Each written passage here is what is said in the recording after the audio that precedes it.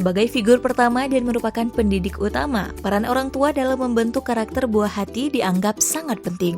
Karenanya, orang tua harus mampu menjadi tauladan dan menerapkan pola pengasuhan penuh cinta dan kasih, agar anak akan tumbuh dan berkembang menjadi pribadi yang baik. Hal itu disampaikan Bunda PAUD Aceh Diah Erti Idawati saat menjadi narasumber dalam talk show parenting TK Khalifah Aceh 3 di Hotel 17 Banda Aceh, Sabtu 27 Maret 2021.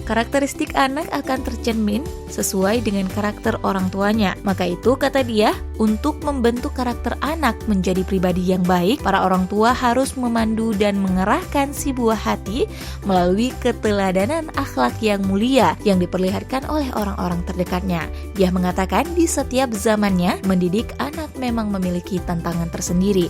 Oleh karena itu, dia mengingatkan para orang tua untuk tidak menjadikan gadget sebagai alat pendidik dan penghibur utama bagi anak-anak. Artinya, anak-anak atau orang tua tidak menyibukkan diri dengan gadget dan lebih mengutamakan mengobrol, mengungkapkan isi pikiran dan hati secara langsung.